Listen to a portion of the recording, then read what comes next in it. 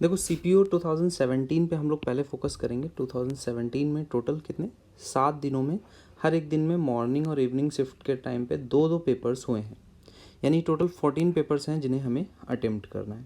ठीक है, तो 1 जुलाई से लेकर के ये 7 जुलाई तक का कार्यक्रम चला है, जिसमें मॉर्निंग और इवनिंग की 2 शिफ्ट रहेंगी। तो टोटल 14 पेपर्स हैं। आज से हम लोग इसको स्टार्ट कर रहे हैं। अच्छे से देखना, लोगों तक शेयर करना। जो भी बच्चे CPU का पेपर दे करके आए हैं, अभी तो रिज़ल्ट भी आ गया है, तो नेक्स्ट अगर CPU के लिए तैयारी कर रहे हो तो भी हेल्पफुल है। बाकी SSC के किसी भी एग्ज़ाम में CPU के अच्छे क्वेश्चंस रहते ही हैं, तो आप लोग ध्यान से देखना और बाकी लोगों तक भी शेयर करना। ठीक है, बाकी आपको PDFs के लिए कौन सा चैनल पता है? टेलीग्राम पे मैथ्स बाय आशीष, इसको सर्च करोगे तो आपको मिल जाएगा। इस टेलीग्राम चैनल से जुड़ जाना। ठीक है, मैथ्स बाय आशीष। और बाकी अगर आप किसी को PDF सर्च कर दो, PDF शेयर करते हो, तो PDF में नीचे लिंक रहता है जिसके थ्रू आप उसको बोल सकते हो। यहाँ पर अगर वो क्लिक करेगा इस जगह पर, तो YouTube चैनल और टेलीग्राम चैनल दोनों ही उसे मिल जाएगा। ठीक है, सो स्टार्ट करते हैं। आज का सेशन इम्पॉर्टेंट होगा। कोशिश करूँगा मैं कि एक ही सेट में पूरा, एक ही बार में पूरे 50 क्वेश्चन करूँ, बट अगर नहीं हो पाता है तो 2 बार में मैं इसको करूँगा। ठीक है, बाकी क्लास आपको एक ही फॉर्म में अपलोड होगी, मैं 2 पार्ट्स को मर्ज करके अपलोड करूँगा। ठीक है, ओके। बढ़िया बढ़िया चीज़ें इसमें आपको सीखने को मिलेगी। थोड़ा सा पैटर्न चेंज होगा, तो देखना क्या है, कैसे कर सकते हैं। बोल रहा है n वैल्यू कितनी है? √7 - √3 अपॉन में √7 + √3। आपको पता है 1 अपॉन n करेंगे तो इसका उल्टा हो जाएगा, √7 + √3 अपॉन में √7 - √3। इसका जब भी सम पूछा जाए तो हमेशा याद रखो, सम की वैल्यू कितनी आती है? a + b, यानी जो भी नंबर्स लिखे हुए हैं उनको जोड़ दो। इनके बीच का डिफरेंस कितना है? 4 है। आपको बनाना कितना है? 2। तो क्या करोगे? 2 से डिवाइड करोगे। वही आपको सम के साथ भी करना रहता है, आपका आंसर आ जाएगा 5। ठीक है, यहाँ पर आंसर्स लिखे भी हुए हैं, क्योंकि कई बच्चे फोकस कर रहे थे कि सर, फोर्स कर रहे थे कि सर करेक्ट आंसर्स जो हैं वो भी PDF में डाल दिया करो। तो देखो मैं इसमें डाल दिया हूँ, अगर आप लोग आगे से बोलेंगे हटाने के लिए तो हटाया भी जा सकता है। ठीक है, जैसा भी आपको ठीक लगता है आप लोग कमेंट करोगे। नेक्स्ट देखो क्वेश्चन क्या है। ये क्वेश्चन बहुत ही बेसिक क्वेश्चन है, आपको पता ही रहता है। 2 - 1 की वैल्यू 1 होती है। अगर इसमें मैं मल्टीप्लाई कर दूं तो देखो ये a - b a + b का फॉर्म बन जाएगा। मल्टीप्लाई होने पे a² - b² बनेगा। यहाँ पे a² + b² पहले से लिखा हुआ है। ये फिर से 2⁴ - 1 बनेगा। यहाँ +1 है, ये 2⁴ - 1 बनेगा। यहाँ +1 है, यानी कि फाइनल आंसर 2⁴ - 1 बन जाएगा। ठीक है, तो ये इसका आंसर आ जाएगा। नेक्स्ट क्वेश्चन में आपको बोल रहे हैं न्यूनतम संख्या क्या होगी। मैंने आपको बताया था 4 ले लो। यहाँ पे क्या है? सम उनका फिक्स है, 14 बन रहा है। मैंने कहा सम 4 का फिक्स कर दो। 0 और 4 लिख सकते हैं, 1 और 3 लिख सकते हैं, या फिर 2 और 2 लिख सकते हैं। स्क्वायर रूट में लगाओगे तो ये वैल्यू कितनी आ जाएगी? 2। अगर इसकी वैल्यू देखूंगा तो मैं, ये 1 + 1.7 यानी 2.7 हो गई। और यहाँ पर देखूंगा तो √2 और √2, ये वैल्यू कितनी आ जाएगी? 1.4, 1.4, ये आ गई 2.8। तो अगर आपको इनमें से किसकी वैल्यू न्यूनतम पूछ रहा है तो उनके बीच का डिफरेंस कैसा होना चाहिए? मैक्सिमम। डिफरेंस मैक्सिमम कहाँ पर है? 10 और 4 में डिफरेंस है 6 का, 11 और 3 में डिफरेंस है कितने का? 8 का। तो ये आपका मैक्सिमम है, तो यही वैल्यू मिनिमम हो जाएगी। ठीक है, और यहाँ पे आपका आंसर भी है। अगला क्वेश्चन है 709 में जोड़े जाने वाली न्यूनतम संख्या क्या होगी जिससे परिणामी संख्या पूर्ण वर्ग हो। तो आपने कहा 709 के नियरेस्ट जो होती है जोड़ना है, यानी पॉजिटिव टर्म में 729 होती है, यानी कि 20 इसका करेक्ट आंसर होना चाहिए। नेक्स्ट क्वेश्चन है 3,4n को 11 से विभाज्य है तो n का मान क्या है। देखो 3,4n है तो इन दोनों का सम या तो इसके बराबर हो या फिर डिफरेंस 11 का होना चाहिए। तो आप देखोगे ऑप्शंस छोटे छोटे हैं, तो 3 और 1 4 -4 हो जाएगा। 11 से डिविजिबल नंबर n की वैल्यू 1 पे मिल जाएगी। ठीक है, अगला क्वेश्चन देखो। बोल रहा है जो p है वो q की तुलना में 4 गुना कुशल है। जो p है q की तुलना में 4 गुना कुशल है, यानी कि अगर q की वैल्यू 1 है तो p की वैल्यू 4 हो जाएगी। p किसी कार्य को q की तुलना में 45 दिन कम में पूरा कर सकता है। अब देखो ये इनकी क्या आ गई? एफिशिएंसी आ गई। तो नंबर ऑफ डेज क्या होंगे? Just opposite. इसको 1 लगेगा तो इसको 4 लगेगा। तो डिफरेंस कितने का आएगा? 3 का। क्वेश्चन में कितना दिया गया है? 45 दिन, यानी 1 की वैल्यू कितनी आ जाएगी? 15 दिन। तो इसको अगर लगेंगे 15 दिन तो इसको लगेंगे 60 दिन। बोल रहा है यदि वो दोनों एक साथ काम करते हैं तो एफिशिएंसी कितनी हो जाएगी? 5। नंबर ऑफ डेज नहीं पता। अच्छा वर्क है कितना? अपने का 15 चौको 60, यही टोटल वर्क है। तो डी की वैल्यू कितनी आ जाएगी? 12 पंचे 60 के बराबर। ये इस क्वेश्चन का आंसर हो जाएगा कि जब वो मिल करके काम करेंगे तो नंबर ऑफ डेज कितने लगेंगे 12, क्योंकि टोटल वर्क 60 है। कैसे पता चला?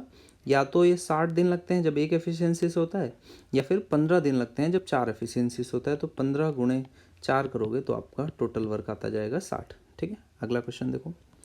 बोला 2 प्रवेश पाइप क्रमशः 10 और 12 घंटे में एक टंकी को भर सकते हैं और एक निकासी पाइप प्रति घंटे 80 गैलन पानी खाली करता है। देखो 3 पाइप हैं, ठीक है, ए है, बी है और सी है।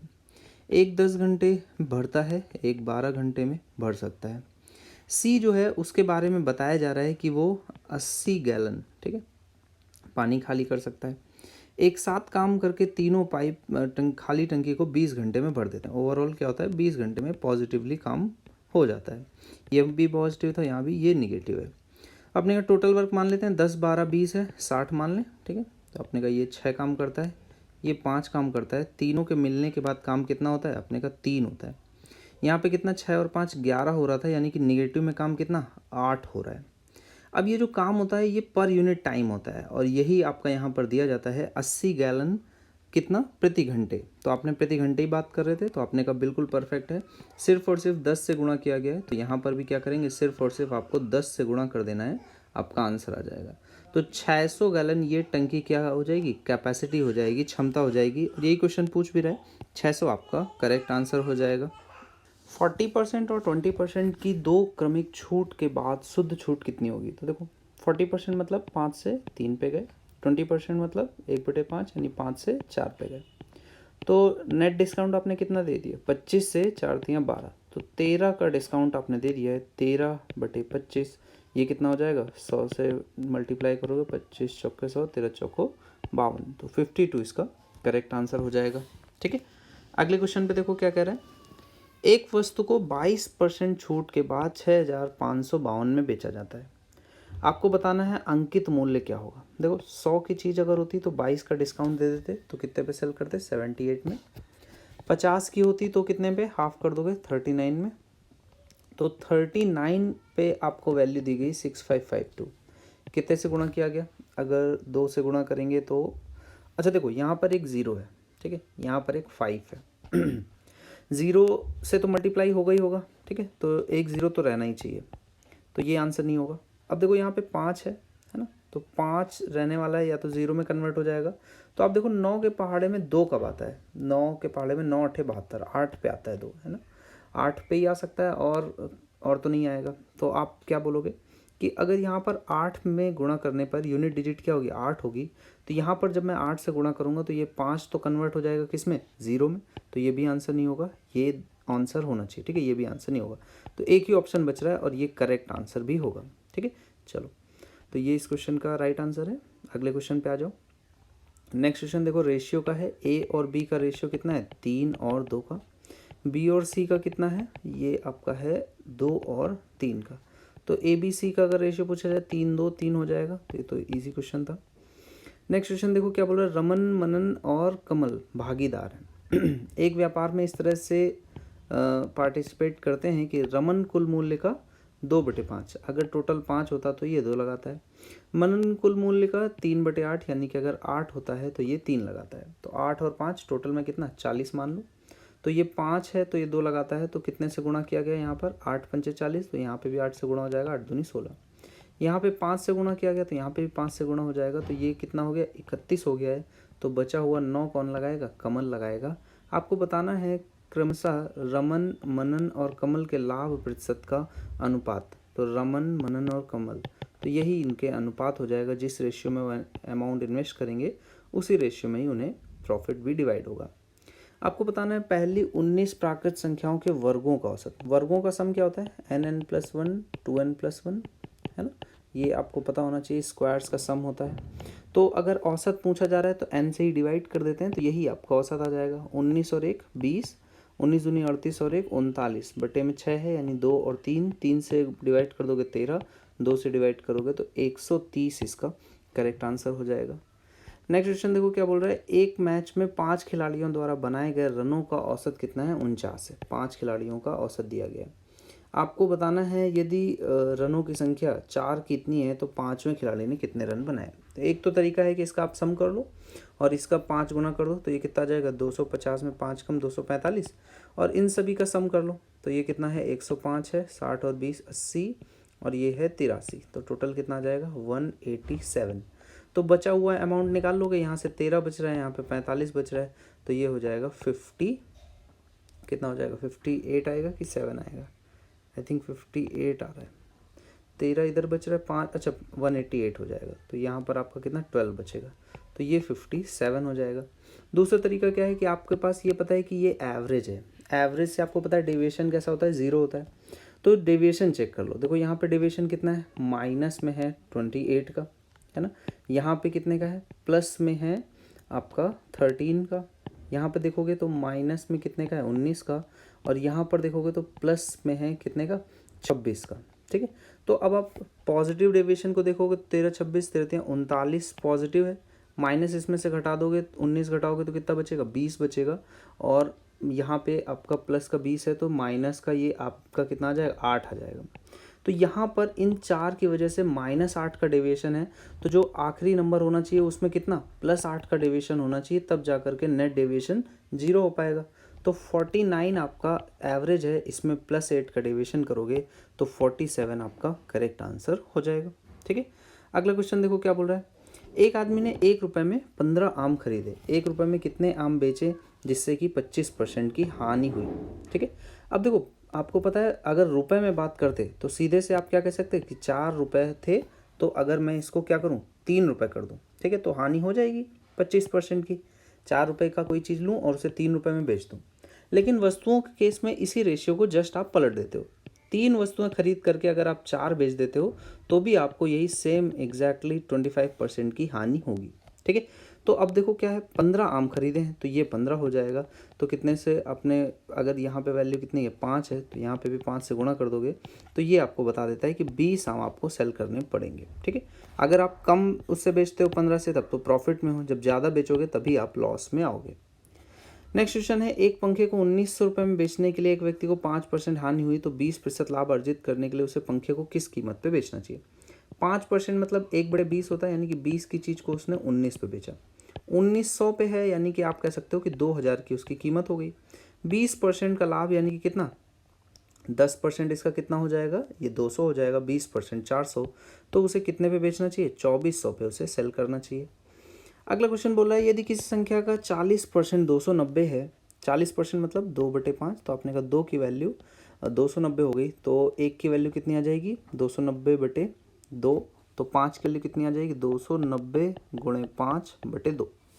तो बोल रहा है मूल संख्या से 20% अधिक संख्या क्या है, तो उसका 20% अधिक निकाल दोगे, यानी कि 20% इसमें जोड़ दोगे। 20% कितना होता है 1/5, तो इसमें जब जोड़ दोगे तो ये 6/5 हो जाएगा, तो 5 से 5 कट जाएगा, 2 से कट जाएगा, यहाँ आएगा 3, 29 का गुणा 3 में करोगे कितना आएगा 87, तो ये इसका करेक्ट आंसर हो जाएगा। अगला क्वेश्चन बोल रहा है, एक मेज का मूल्य प्रति वर्ष 20% कम हो जाता है, 20% मतलब 1/5, तो 5 से कितना हो जाता है 4, 2 वर्ष बाद कितना हो जाएगा, तो अपने का 5 से 4 करेंगे तो ये हो जाएगा 25 से 16। क्वेश्चन में क्या बोल रहा है 32,000 हो जाएगा, तो 16 की वैल्यू कितनी है 32,000 है, डबल कर दिया गया। तो वर्तमान मूल्य क्या होगा, मेज का वर्तमान मूल्य क्या होगा, अगर 2 वर्ष बाद इतना हो जाएगा तो वर्तमान में इसमें भी 2 से गुणा कर दोगे तो ये आ जाएगा आपका 50,000 के बराबर। अगला क्वेश्चन बोल रहा है, एक मोटरसाइकिल अपने निर्धारित समय से 6 मिनट की देरी से निकलता है, लेकिन 21 किलोमीटर दूर गंतव्य स्थान पर पहुंचने के लिए उसे सामान्य गति में 12 किलोमीटर प्रति घंटा की वृद्धि करनी पड़ती है, सामान्य गति क्या है। देखो ये क्वेश्चन आपका बेसिक फॉर्मूले पे है, जिसपे distance is equal to speed into speed में जो भी आप इंक्रीमेंट करते हो डिवाइडेड बाय इन दोनों में जो डिफरेंस होता है और मल्टीप्लाई करते हैं किससे, टाइम डायलेशन से, कितना टाइम आपने कवर कर लिया। तो यहाँ पे आ जाएगा कितनी दूरी उसको कवर करनी 21, ये किलोमीटर में है तो इसको लिख लेना। इनिशियल स्पीड पता नहीं है, पूछा जा रहा है, एस मान लो। कितना बढ़ा देते हैं 12 किलोमीटर प्रति घंटा की वृद्धि, तो 12 किलोमीटर प्रति घंटा की आपने वृद्धि कर दी, तो डिवाइड भी 12 से करोगे। कितना समय का टाइम डायलेशन कितना कवर हो जाता है 6 से ही 6/9 मिनट।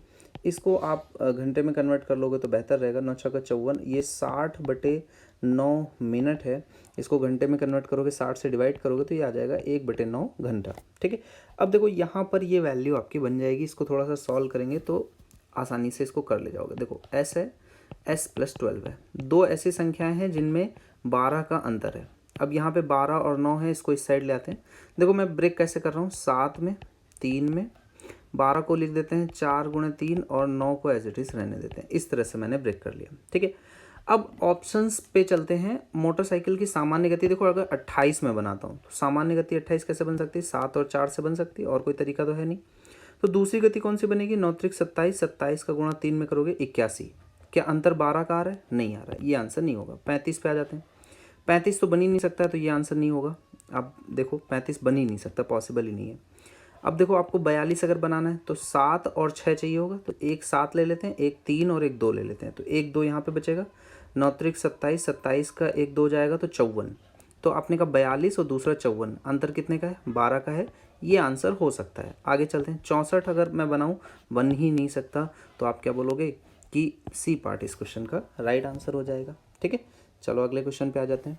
एक बस 33 किलोमीटर प्रति घंटे की मूल गति से चलना शुरू करती है और इसकी गति प्रत्येक घंटे एक निश्चित मात्रा में बढ़ती है। यदि 315 किलोमीटर की दूरी 7 घंटे में तय करते हैं तो बस की गति में प्रति घंटे हुई वृद्धि कितनी है। अब ये क्वेश्चन थोड़ा सा समझ का है। अब देखो स्टार्टिंग जब होती है मूल गति, यानी इनिशियली जब वो चलना स्टार्ट करती है तो पहले 1 घंटे में कितना, 33 किलोमीटर वो चलती है। ठीक है, 33 किलोमीटर चली। अगले घंटे में 33 तो चली होगी, लेकिन कुछ उसने इंक्रीमेंट किया होगा, मैंने माना n। अगले घंटे क्या हुआ होगा, 33 तो चली रही है, जो इंक्रीमेंट हुआ है वही इंक्रीमेंट 2 बार हो जाएगा। कुछ इसी तरह से बात बन रही होगी। तो उसने क्वेश्चन ने बोला है कि 7 घंटे ऐसे लगते हैं और ये 315 किलोमीटर की डिस्टेंस कवर हो जाती है। मैं कहा अगर सिर्फ 33 की ही रफ्तार से चल रहा होता तो कितनी डिस्टेंस कवर होती, तो आपने कहा 7 × 21, 210, 7 × 21, तो ये हो जाएगा 231। इतने किलोमीटर मात्र कवर होते। लेकिन कवर कितने हो गए, तो आपने कहा दूसरे घंटे में एक n बढ़ा होगा, अगले घंटे में 2n, फिर 3n, और इसी तरह से कितने 7 घंटे हैं, तो पहले घंटे इंक्रीमेंट नहीं हुआ है, अगले घंटे से हर घंटे पे इंक्रीमेंट हुआ है, तो आपने कहा 6n तक इस तरह से जाएंगे।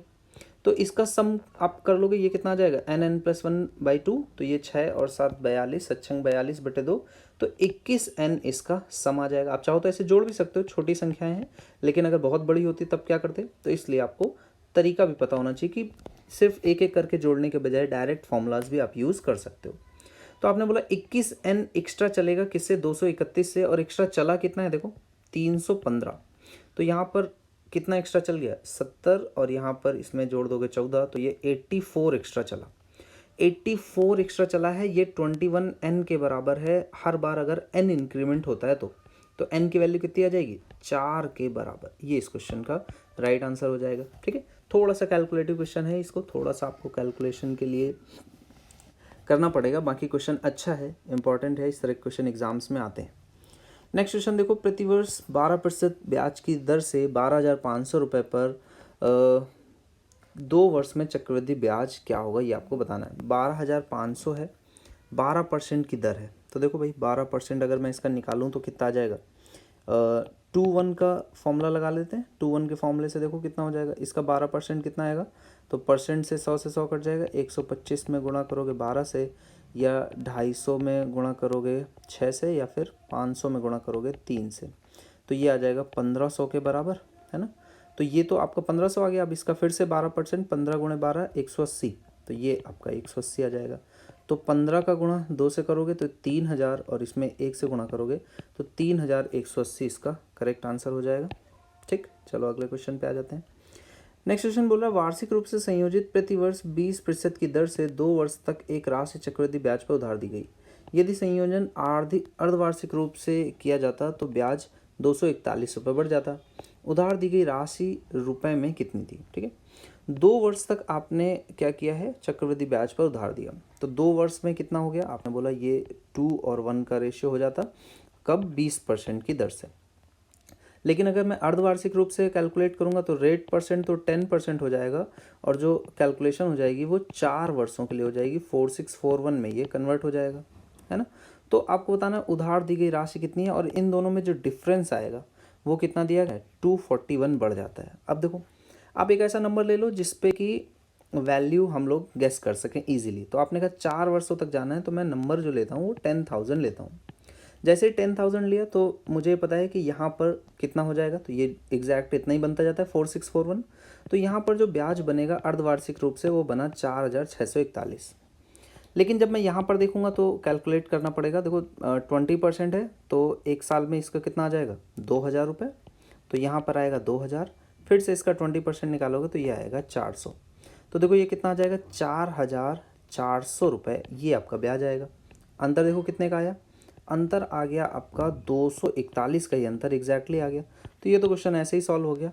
बाकी अगर आपका यहाँ पे वैल्यू 241 ना होती तो इसी का ही कोई एक मल्टीपल होता। जिस नंबर से मल्टीप्लाई किया गया था उसी नंबर से मैं 10,000 में मल्टीप्लाई करता, और ये इस क्वेश्चन को करने का सबसे बेस्ट मेथड रहता है, सबसे फास्ट इसी से ही आंसर आपको मिलेगा। ठीक है, इसके बाद डीआई पे आ जाते हैं। डीआई इसके अच्छे क्वेश्चन है। बोला 2015 में क्रमशः पुरुष और महिला की जनसंख्या का अनुपात क्या है। 2015 में चलते हैं। 2015 में 35 क्या है पुरुषों की, 60 क्या है कुल जनसंख्या, तो बची हुई 25 क्या हो जाएगी महिलाओं की हो जाएगी। तो 35 और 25 है, अगर मैं 5 से काट दूं तो 7 और 5 का अनुपात है, ये आपका करेक्ट आंसर है। अगला क्वेश्चन क्या बोला, 2016 में पुरुष संख्या महिला जनसंख्या से कितने प्रतिशत अधिक है। 2016 पे चलते हैं। पुरुषों की कितनी है 40 है, महिलाओं की कितनी है 32 है। तो 32 जो है वो 40 से कितने प्रतिशत अधिक है, आपने कहा 8 अधिक है कितने पे 32 पे। परसेंट देखोगे तो 8 चौको 32 1/4 यानी कि 25% के बराबर है। नेक्स्ट क्वेश्चन देखो क्या बोल रहा है, 2014 में महिला जनसंख्या कुल जनसंख्या का कितना प्रतिशत थी। 2014 में महिला जनसंख्या थी कितनी, आपने कहा 20, कुल कितना था 54। 20/54 है, या फिर 2 से काटोगे तो 10/27 आ जाएगा। तो 10/27 का आपको अप्रॉक्सीमेट वैल्यू निकालनी है 10/27 की, या फिर आप 1000/27 ही कर दो। तो कितना आ जाएगा, देखो 3 से कटेगा तो 81 जाएगा 3 बार में, तो बचेगा कितना 19, तो 190 हो जाएगा। तो 27 के पहाड़े में कितने से आपको डिवाइड करेंगे तो 190 के आसपास जाएगा।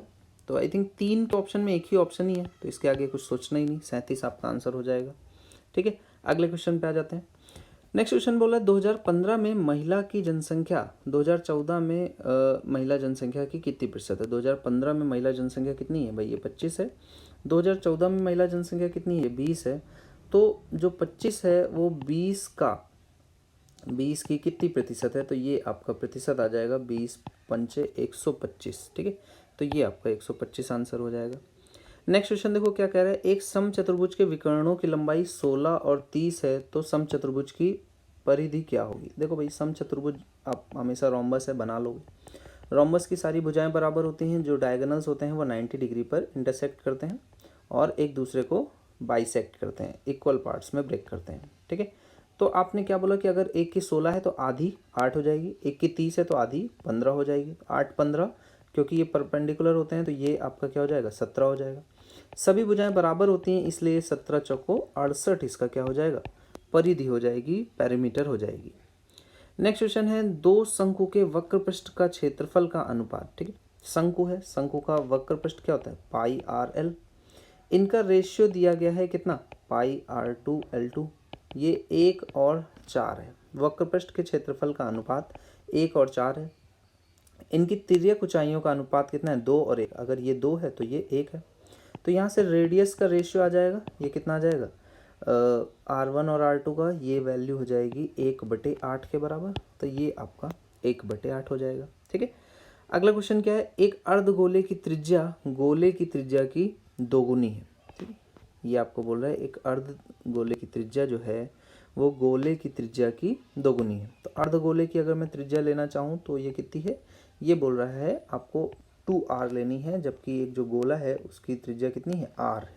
ठीक है, तो बताना है अर्धगोले और गोले के संपूर्ण पृष्ठ क्षेत्रफल का अनुपात क्या होगा। भाई देखो इसका तो बहुत क्लियर है, आपको पता है ये होता है 4πr² के बराबर, जबकि ये क्या होता है आपको पता है यहाँ पर अब हाफ हो गया तो ये 2πr² और एक और रहता है तो 3πr² होता है, जहाँ पे r की वैल्यू क्या है 2r है, तो इसका स्क्वायर करोगे तो ये कितना आ जाएगा 2 का स्क्वायर 4, 4 तियाँ 12πr², और ये रेशियो 4πr² से कितना है 3:1 के बराबर है।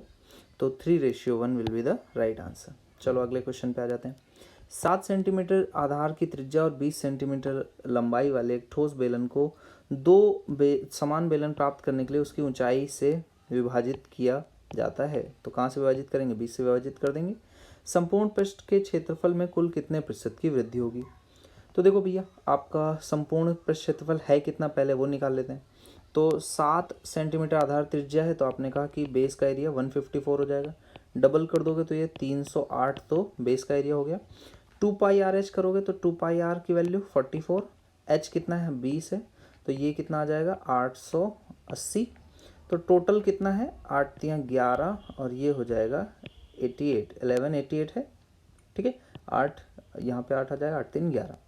तो ये पहले संपूर्ण पृष्ठ क्षेत्रफल है। आपसे पूछ रहा है कितनी वृद्धि होगी। वृद्धि कितनी होगी? जब भी आप इसको बीच में से ब्रेक करोगे तो दो आपकी सरफेसेस यहाँ पर निकल आएंगी, अदर देन दैट सब कुछ सेम रहेगा। तो जो वृद्धि हो रही है वो 308 की ही हो रही है। कितने पे? 1188 पे। तो परसेंटेज से आप इस तरह से 100 से मल्टीप्लाई कर लोगे। देखो 11 से कटेगा तो 11 दूनी 22, 28। यहाँ पे 11 से काटोगे 108, है ना। और 7 से कटेगा, 4 से कट जाएगा, 2 से जाएगा, यहाँ पे कितना आ जाएगा? 54। 2 से और कटेगा 7, 2 से कटेगा 27, तो 7/27 आ जाएगा। तो यहाँ पर 7/27 है, तो 1/27 लगभग 3 पॉइंट समथिंग अभी आप लोगों ने कैलकुलेट किया था, है ना। 1/27 की वैल्यू कितनी आई थी? देखो एक क्वेश्चन इसके पहले ही था जिसमें उसने 1/27 की वैल्यू आपको निकाली है। तो थोड़ा थोड़ा देखो यूज़फुल रहता है। आपके पेपर में कई क्वेश्चंस होते हैं जो एक दूसरे से कहीं ना कहीं रिलेट कर जाते हैं, तो थोड़ा बहुत रिलेशन अगर प्रीवियस क्वेश्चन से जा करके निकाल लोगे तो उसको कोई प्रॉब्लम नहीं है ना। ये देखो 1/27 की वैल्यू 3.703। तो अब ये हम लोग नेक्स्ट क्वेश्चन में यूज़ कर सकते हैं। तो 1/27 की वैल्यू होती है 3.703, और ये किस में मल्टीप्लाई कर दोगे? आप मल्टीप्लाई कर दोगे 7 से, तो ये वैल्यू आ जाएगी 7 × 21 और 7 7 49, तो 4.9 के अराउंड। तो ये 25.9 ये आपका करेक्ट आंसर हो जाएगा, ठीक है। अगला क्वेश्चन देखो क्या बोल रहा है। एक समचतुर्भुज है, रोम्बस है, परिधि कितनी है? 80 है, तो भुजा कितनी हो जाएगी? 20 के बराबर। इसके विकर्ण में से एक की लंबाई कितनी है? एक की लंबाई 24 है, तो आपने कहा एक की लंबाई 24 है, यानी कि ये कितना हो जाएगा? 12। तो 12 है, और ये आपको पता है भुजा जो होती है वो हाइपोटेनस होती है। तो 12 और 20 है, तो ये वाला हाफ कितना होगा? ये हो जाएगा 16 के बराबर। और ये अगर 16 है तो कंप्लीट कितना आ जाएगा? ये आ जाएगा 32 के बराबर। तो आपसे डायगोनल नहीं पूछ रहा है, दूसरा आपसे पूछा है समचतुर्भुज का क्षेत्रफल। तो क्षेत्रफल कितना होता है? Half diagonal 1 × diagonal 2। तो ये आपका आंसर आ जाएगा। 16 और 24 का गुणा कर दोगे, दैट इज़ 384। 6 चौको 24, 4 एक ही जगह पे यूनिट डिजिट में है, ये आपका करेक्ट आंसर हो जाएगा। नेक्स्ट क्वेश्चन जो है क्या बोल रहा है? p² + q² अपॉन में r² + s²। तो आपको बताना है p/q अपॉन में r/s। देखो आपको वैल्यू बतानी है r और s के टर्म में किसकी? p - q upon p + q। करने का तरीका मैं आपको बता रहा हूँ, फिर एक शॉर्टकट भी इसको बताऊँगा करने का। देखो इसको मैं एक तरीके से लिख रहा हूँ, आपको भी उसको इसी तरीके से लिखना है, ठीक है। ये आपका आ जाएगा r² + s², क्योंकि अपॉन में इस साइड जाएगा ऊपर आ जाएगा। अब देखो यहाँ से एक चीज़ समझ में आ रही है कि P और Q और R और S आपस में काफ़ी हद तक एक जैसे हैं, है ना। यहाँ पे भी स्क्वायर्स है, अपॉन में मल्टीप्लिकेशन, यहाँ भी स्क्वायर है, आपस में मल्टीप्लिकेशन है। तो P - Q अपॉन में P + Q है, तो इसका मतलब अगर मैं इसको R और S के टर्म में लिखूंगा तो R - S अपॉन में R + S ये बन जाएगा, है ना। तो बहुत ज़्यादा इसमें चेंजेस नहीं होंगे, जो कि आई थिंक आंसर में भी आप देख पा रहे होगे। बाकी इसको करने का तरीका क्या होगा? 2 से डिवाइड कर दोगे दोनों तरफ। अब इसको कॉम्पोनेंडो डिविडेंडो से ऊपर साइड में मैं घटाऊंगा, तो ऊपर साइड में घटाऊंगा तो क्या बन जाएगा? ये बन जाएगा -2pq। अपॉन में जोड़ दूंगा तो ये बन जाएगा +2pq, ठीक है। सेम चीज़ आपकी राइट हैंड साइड पे भी हो जाएगी। ये क्या है? परफेक्ट स्क्वायर्स हैं किसके? p - q के और p + q के।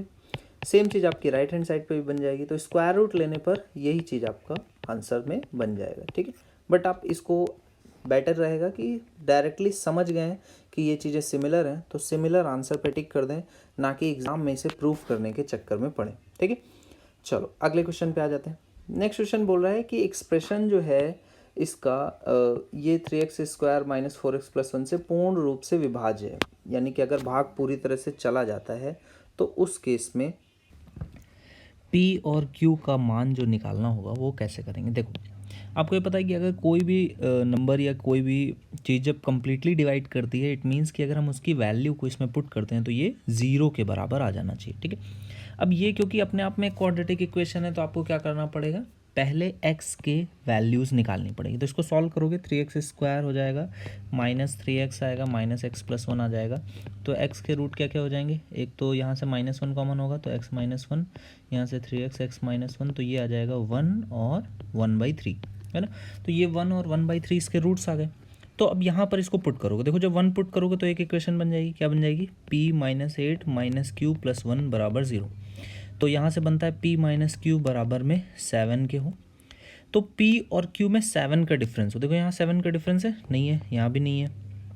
देखो यहाँ पे है क्या, 21 और 14, यहाँ भी नहीं बन रहा है। यहाँ पर देखते हैं तो 33 में से 5 जाएगा तो कितना आएगा, 28, 28/4 करोगे तो ये 7, तो यहाँ 7 का डिफरेंस बन रहा है। यहाँ पर भी 7 का डिफरेंस बन रहा है क्या, एक बार चेक कर लेते हैं। देखो बटे में 8, 4 है, बटे में 8 करते हैं तो ये 42 हो जाएगा। यहाँ पे 15 बटे में 8, तो डिफरेंस कितने का आएगा, 8 7 56 होता है, नहीं बन रहा है, तो ये भी नहीं बन रहा है। तो एक ही ऑप्शन से ही हमारा आंसर हो गया, 1/3 पुट करने की जरूरत ही नहीं पड़ी। बट अगर दो ऑप्शन ऐसे होते हैं जिनमें डिफरेंस 7 का बन जाता तो फिर हम दूसरे ऑप्शन को पुट करके चेक करते। समझ गए। चलो अगले क्वेश्चन पे आ जाओ। नेक्स्ट क्वेश्चन देखो, ये वाला एक्सप्रेशन का वैल्यू बताना है जबकि ABC का वैल्यू ये है। आपको ये याद होना चाहिए किस में आता है ये एक्सप्रेशन, ये आता है जब हम लोग फॉर्मूला पढ़ते हैं किसका, -3 ABC का। तो ये बनता है क्या, a + b + c, और अंदर में इस नंबर से मल्टीप्लाई करते हैं। इसी नंबर को ही जब हम लोग ओपन करते हैं तो ये इस तरह से ओपन होता है, ठीक है, ये इस तरह से ओपन होता है, ½ टाइम्स a - b का स्क्वायर, b - c का स्क्वायर प्लस c - a का होल स्क्वायर, ये इस तरह से ओपन होता है ये फॉर्मूला। तो देखो यहाँ पर क्या है, बेसिकली डिफरेंस है नंबर्स का, a - b का, b - c का, c - a का। तो a और b का डिफरेंस कितने का है, 1 का, तो ये 1 हो जाएगा। b और c का डिफरेंस कितने का है, 1 का, ये 1 हो जाएगा। c और a का डिफरेंस कितने का है, 2 का, तो 2 का स्क्वायर ये 4 हो जाएगा। टोटल कितना हो गया, 6 हो गया। हाफ कर दोगे तो ये कितना आ जाएगा, 3 के बराबर। बाकी आप हमेशा याद रखोगे कि जब भी 3 कॉन्जिक्यूटिव नंबर्स हैं और ये आपसे पूछ रहा है तो हमेशा इसकी वैल्यू 3 आएगी, चाहे कैसे भी लिखे हों, बस कॉन्जिक्यूटिव नंबर्स होने चाहिए। अगर तीनों कॉन्जिक्यूटिव नंबर्स हैं, कहीं से भी हो, 2000 हो, 5000 हो, 10 लाख हो, कॉन्जिक्यूटिव नंबर्स हैं तो इस एक्सप्रेशन की वैल्यू हमेशा कितनी आती है, 3 के बराबर, ठीक है। नेक्स्ट क्वेश्चन आपको दिया गया है, ये एक्सप्रेशन बताना है, इसकी वैल्यू, इसको तुरंत ब्रेक करोगे, x से डिवाइड करोगे तो x + 1/x की वैल्यू 3 आ गई। क्यूबिक पूछ रहा था तो k³ - 3k कर दोगे, k का क्यूब कितना होता है, 3 का क्यूब 27, -3 × 9, 27 में से 9 घटाओगे तो कितना बचेगा, 18 आपका आंसर हो जाएगा। अगला क्वेश्चन जो है ये एक फिक्स टाइप है, आपको क्या करना है, x यहाँ पर है, यहाँ पर नीचे में है, ऊपर में x नहीं है, तो ऊपर का x हटाने के लिए क्या करना पड़ेगा, देखो अगर मैं इसमें -6 कर दूं तो यहाँ पे -6x हो जाएगा, 6x से 6x कट जाएगा। इसी तरह से यहाँ मैं -7 करूँगा तो ऊपर में -7y जाएगा, कट जाएगा। यहाँ पे -8 करूँ तो कट जाएगा। तो देखो क्या बचेगा, एक जगह पे देखते हैं, तो -6x से +6x कटेगा तो -1/x बचेगा। इसी तरह से यहाँ पे -1/y, यहाँ पे -1/z। तो ये नंबर्स यहाँ पर तो यूटिलाइज हो जाएंगे, राइट हैंड साइड पे तो ये यूटिलाइज होंगे नहीं, तो ये -21 एज इट इज़ बना रहेगा। तो माइनस से जैसे मल्टीप्लाई करूँगा तो ये प्लस हो जाएगा और यहाँ पर यही प्लस का 21 बन जाएगा, ठीक है। चलो अगले क्वेश्चन पे आ जाते हैं। नेक्स्ट क्वेश्चन क्या है, ट्रायंगल PQR में PQ और R के बीच में जो रिलेशन है वो दिया गया है। टोटल सम आपको पता है कितना होता है, 180 के बराबर, तो यहाँ से 1 की वैल्यू 20 आ जाएगी। बोल रहा है QR जो है के समानांतर एक रेखा बनाई गई है जो PQ और PR को A और B पे टच करती है, ठीक है, A और B पे टच करती है PQ और PR को। तो ये हो गया, आपको बताना है PBA, ये वाला एंगल और इस वाला एंगल का अंतर क्या होगा। अब देखो एंगल P कितना है, आपने कहा 20 दूनी 40, Q कितना है, ये भी 40, और ये कितना है, 100 है। क्योंकि ये इसके पैरेलल है तो ये भी एंगल सेम होंगे जो यहाँ पर है, तो ये 100 है और ये कितना है, 40 है, तो 100 और 40 का डिफरेंस 60 रहेगा, यही ऊपर भी होगा, ठीक है। नेक्स्ट क्वेश्चन देखो क्या है, आपको बताना है एक दी गई आकृति में O वृत्त का केंद्र है, ओके। DAB ये वाला एंगल दिया गया कितना, 110 के बराबर। BEC ये वाला एंगल दिया गया कितना, 100 के बराबर। आपको बताना क्या है, OCB यानी कि ये वाला एंगल आपको फाइंड आउट करना है। ये वाला एंगल तो आप सिर्फ इसी की मदद से फाइंड आउट कर सकते हैं, इसकी तो कोई नीड नहीं पड़ेगी। देखो कैसे, अब अब फोकस करना यहाँ पर इन दो पॉइंट्स बी और सी पे। तो आपको पता है अगर लघु चाप पे, ये लघु चाप हो गया छोटा वाला आर्क, इस पे अगर कोई एंगल इस तरह से बनता है, तो अगर मैं सेम इस पे यहाँ कहीं पर भी एक इस तरह से अगर चाप पे एंगल खींचूंगा तो ये कितना होगा, इन दोनों का सम 180 रहता है हमेशा, ठीक है। इन दोनों का सम अगर 180 होता है तो ये 100 है, तो ये कितना हो जाएगा, 80 हो जाएगा। अगर ये 80 है तो आप यहाँ पर आओगे, ये वाला एंगल ये कितना हो जाएगा, ओ सी बी पूछ रहा है, अच्छा ये वाला पूछ रहा है, ठीक है। तो ओ सी बी ये वाला एंगल मैं फाइंड आउट कर सकता हूँ बड़े इजीली। ओ कितना हो जाएगा, ये 160 के बराबर हो जाएगा। अब क्योंकि ये दोनों पॉइंट्स यहाँ पर टच हो रहे हैं और ओ इसका सेंटर है, क्वेश्चन में गिवन है, तो ये दोनों क्या हो गई, रेडियस हो जाएगी। अगर ये दोनों रेडियस हो गई तो ये, क्योंकि एक लाइन इस तरह से बंद हो रहा है, एक ट्राइंगल है जिसकी दो भुजाएं बराबर हैं, तो सामने के कोण भी बराबर हो जाएंगे, तो ये कितना आ जाएगा, 10 ये भी हो जाएगा, 10 ये भी हो जाएगा, तो ही ट्राइंगल के इंटरनल एंगल्स का सम 180 होगा। इसका कोई नीड नहीं था इस क्वेश्चन में। ओ सी बी का मान 10 डिग्री इसका करेक्ट आंसर हो जाएगा, ठीक है। अगला क्वेश्चन देखो क्या बोल रहा है, ट्राइंगल डी ई एफ में ई पर क्या है, समकोण है, ठीक है, और डी एफ ई ये आपका 60 है, ठीक है, ये 90 है, तो ये कितना हो गया, 30 हो गया। आपको बोल रहा है डी ई की लेंथ कितनी है, ये 15 है, डी एफ ई आपका 60 है, तो ई एफ का मान क्या होगा, तो ये कैसे होगा, tan 60 से आप निकाल लोगे। tan 60 क्या होता है, √3/1, यानी कि अगर ये √3 है तो ये 1 है, तो 1 की वैल्यू कितनी हो जाएगी, √3 से डिवाइड कर दोगे तो 3 से 15/√3 आएगा, 3 से √3 ऊपर नीचे मल्टीप्लाई हो जाएगा, तो ये हो जाएगा 5, तो 5√3 इसका करेक्ट आंसर हो जाएगा। अगला क्वेश्चन देखो क्या बोल रहा है, समद्विबाहु त्रिभुज ए पी क्यू टी में, पी क्यू टी समद्विबाहु त्रिभुज है जिसमें कि क्लियरली ये दो भुजाएं बराबर होंगी। आपको दे रहा है कि इसका एरिया, क्षेत्रफल, अच्छा ये कैसे मैंने बोला कि ये दोनों बराबर होंगी, क्योंकि ये हाइपोटेनस है, हाइपोटेनस किसी से बराबर हो ही नहीं सकती, तो बाकी दोनों भुजाएं आपस में बराबर हो जाएंगी। इसका एरिया है, एरिया कितना होता है, हाफ बेस इंटू हाइट, तो बेस और ये दोनों आपस में बराबर हैं, तो साइड का स्क्वायर कर देते हैं, ये 128 आ गया। तो यहाँ से ए स्क्वायर की वैल्यू 256, यानी कि भुजा की वैल्यू कितनी आ जाएगी, 16 के बराबर। तो हर एक जो भुजा है वो कितनी हो गई, 16 के बराबर हो गई। बोल रहा है क्यू टी जो है वो पी क्यू के बराबर है, ठीक है, और पी क्यू जो है वो 4 टाइम्स पी एस है, तो 4 टाइम्स पी एस है, यानी कि इसका मान कितना होगा, 4 हो जाएगा। तो आपको इस वाले रेक्टेंगल का एरिया फाइंड आउट करना है, तो इसका एरिया इजीली आप फाइंड आउट कर सकते हो। कैसे, देखो इसको दो इक्वल ट्राइंगल्स में मैं ब्रेक कर रहा हूँ, ठीक है, इवन बिना ये किए भी किया जा सकता है, बट फिर भी आपको एक बेसिक अंडरस्टैंडिंग के लिए, क्योंकि ये आपका काइंड ऑफ पैरेललोग्राम है, पैरेललोग्राम के एरिया के लिए आपको एंगल की ज़रूरत पड़ती है, बट बिना एंगल के अगर आप करना चाहते हो तो देखो कैसे करोगे। मैंने दो इक्वल ट्राइंगल्स में इस तरह से ब्रेक कर दिया, उसको डायगोनल से इस तरह से दो पार्ट्स में ब्रेक कर दिया। अब देखो ये दोनों इक्वल ट्राइंगल्स हैं, एरिया इनका किसी एक का निकाल लिया तो डबल करते ही आंसर आ जाएगा। कैसे निकालोगे एरिया, देखो आपको ये पता है ये 4 है तो ये भी 4 है ना, ये दोनों चीज़ें आपको पता है कि पैरेलल हैं इस तरह से।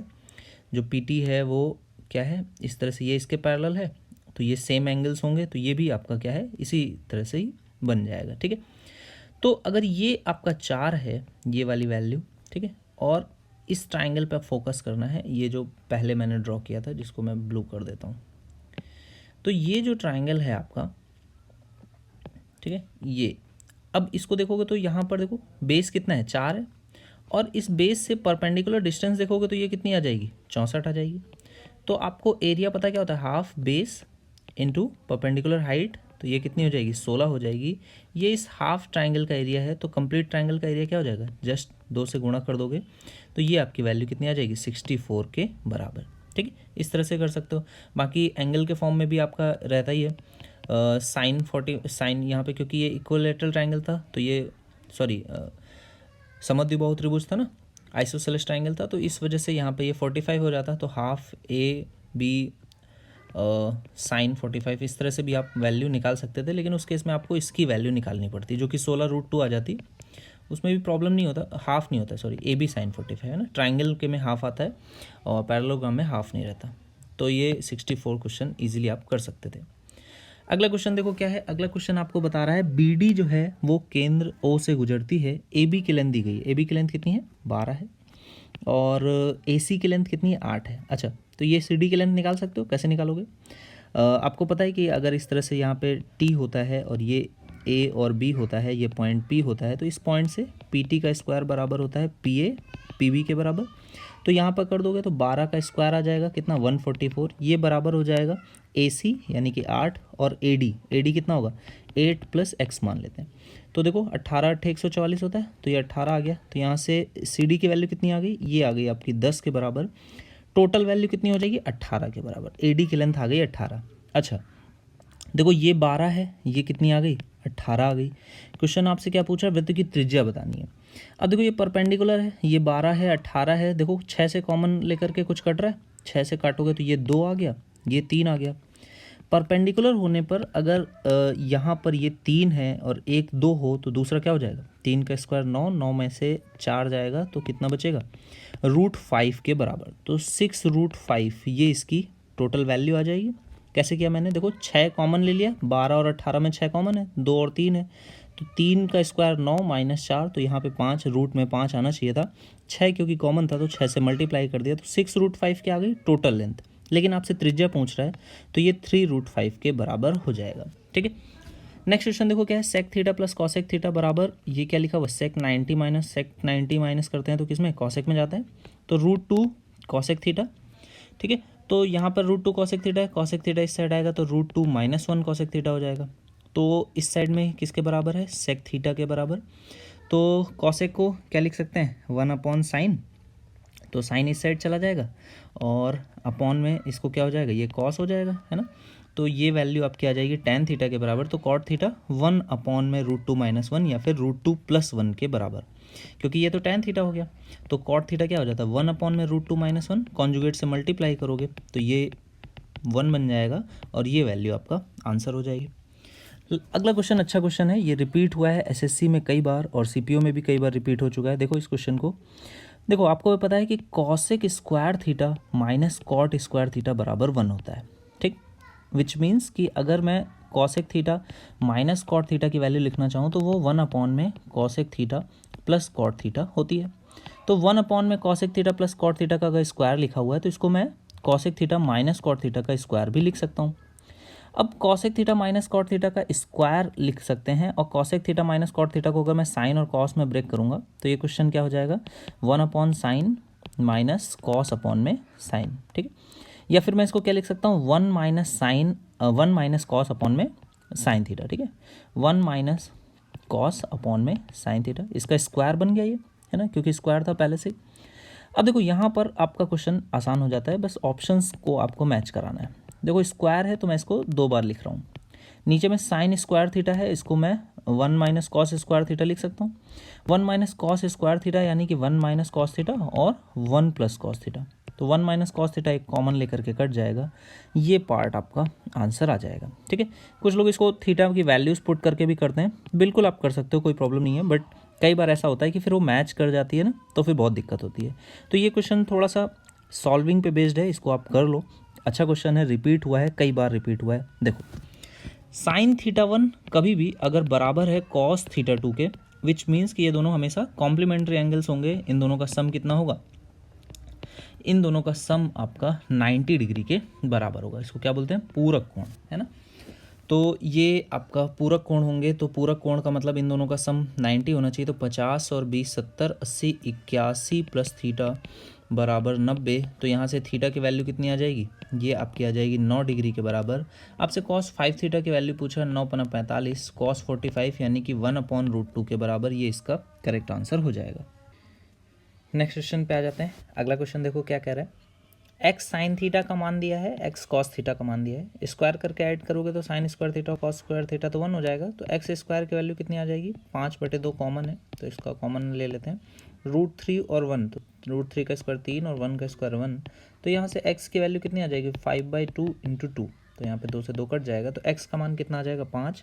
एक्स का ही मान आपसे पूछ रहा है, ये इसका करेक्ट आंसर हो जाएगा। ठीक है, नेक्स्ट क्वेश्चन है, दो एंगल्स का सम दिया है 2/3 पाई, पाई होता है 180, 3 से डिवाइड करोगे 60, 2 से गुणा कर दोगे 120 के बराबर। कॉस थीटा का मान दिया है √3/2, साइन 60 पे होता है, कॉस में 30 पे होता है, तो ये 30 आ गया, तो बचा हुआ एंगल कितना हो गया 90 के बराबर। साइन 90 का मान आपसे पूछ रहा है, साइन 90 का मान कितना आ जाएगा 1 के बराबर, ये इस क्वेश्चन का करेक्ट आंसर हो जाएगा। Okay, last 5 question, last DI पे आ जाते हैं। देखो DI में आपको ब्रेक किया गया है पाई चार्ट को, मासिक उसकी आय कितनी है, 26,000 है। Savings, rent, transport, fuel, food, miscellaneous, इस तरह से वो खर्चे करता है। आपसे पहला क्वेश्चन क्या पूछा है, मासिक आय आपको बताना है how much does he spend on किराए पे। किराया कितना है, 8%। तो 26,000 का 8% निकालोगे, ये वैल्यू आ जाएगी 8×48 और बचेगा 8×2 16 और 4 20। तो ये आपका पहले क्वेश्चन का आंसर हो जाएगा 2080। अगला क्वेश्चन क्या बोल रहा है, वह परिवहन पर कुल बचत और ईंधन की तुलना में कितना अधिक रुपए खर्च करता है। वह परिवहन पर यानी कि 15% पे कुल बचत उसकी जो सेविंग है और ईंधन की तुलना में, और ईंधन की तुलना में कितना अधिक खर्च करता है। यहाँ पर तो how much more does he spend in on saving and fuel together than transport. Hindi थोड़ा सा उल्टा हो गई है। ये आपको बताना है कितना अधिक खर्च करता है सेविंग और फ्यूल पे, ठीक है। तो सेविंग और फ्यूल पे टेकन टुगेदर कितना हो जाएगा, 22 और 20 42। 15 से कितना अधिक है, तो आपको हो गया ये अधिक है 15 और 2 17 और ये 27 है ना। तो 27% अधिक खर्च करता है। यही आपको वैल्यू बतानी किसकी, 26,000 की। तो इसका 27% निकाल दोगे, 26,000 है, इसका 27% कितना आ जाएगा भाई।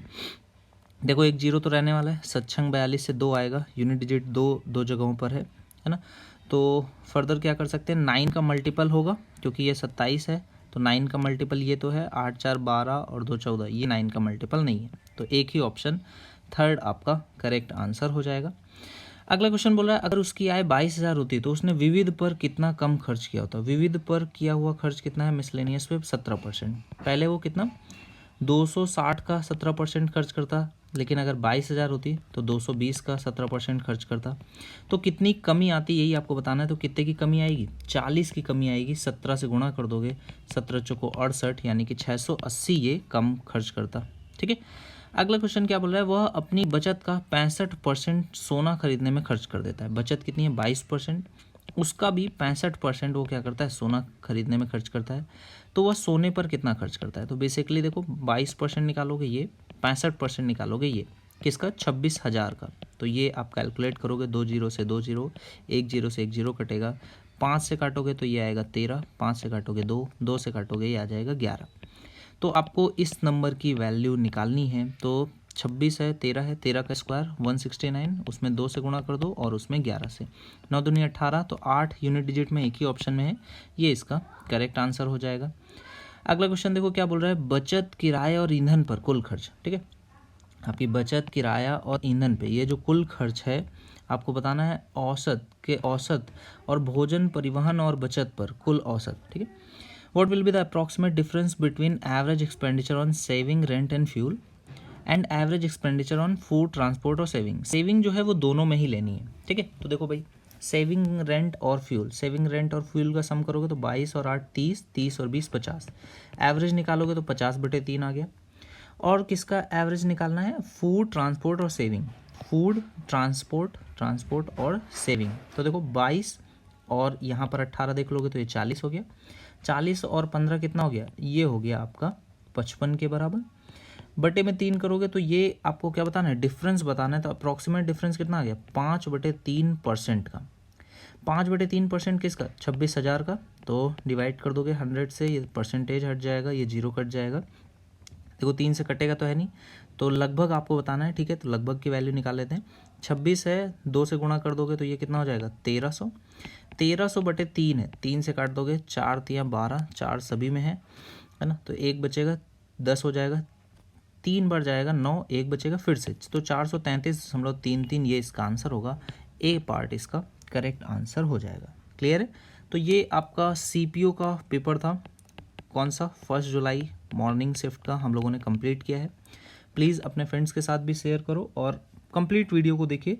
आपको पीडीएफ्स के लिए टेलीग्राम चैनल है, वहाँ पे मैं आपको पीडीएफ प्रोवाइड करूँगा और ये भी हम लोग कंप्लीट करेंगे। 14 सेट्स जो हैं वो पूरे धीरे धीरे करके एक एक कंप्लीट कर देंगे। Thank you for watching guys.